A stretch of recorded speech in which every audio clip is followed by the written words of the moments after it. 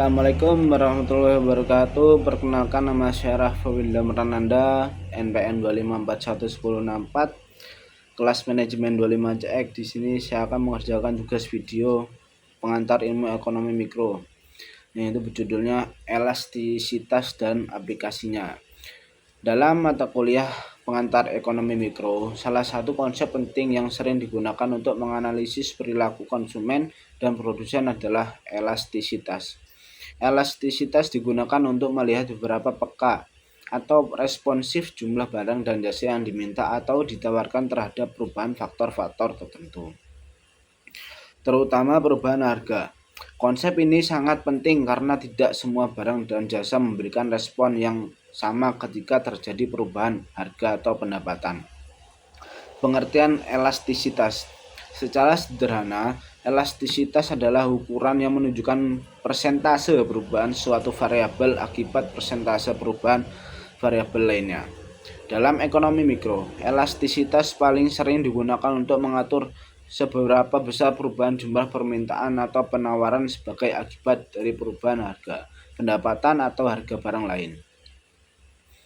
Dengan adanya elastisitas, mahasiswa dapat memahami apakah konsumen tersebut dan produsen tersebut akan bereaksi besar atau kecil terhadap perubahan ekonomi yang terjadi di pasar.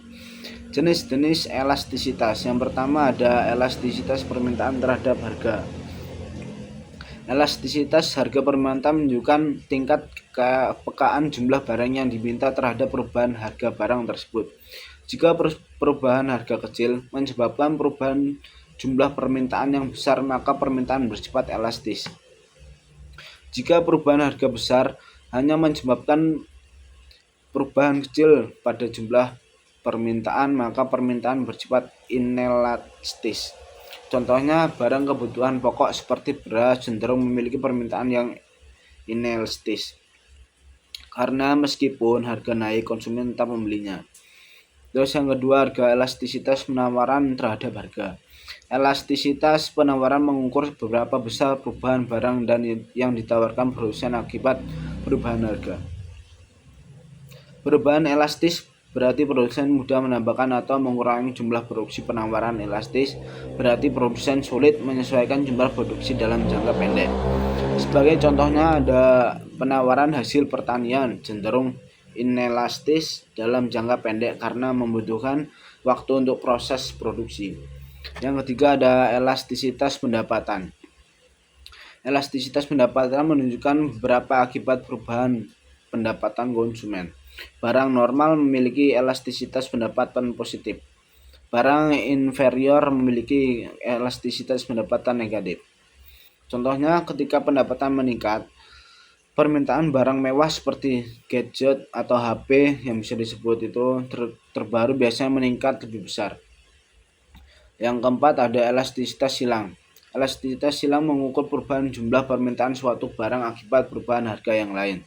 Elastisitas silang positif menunjukkan barang substitusi.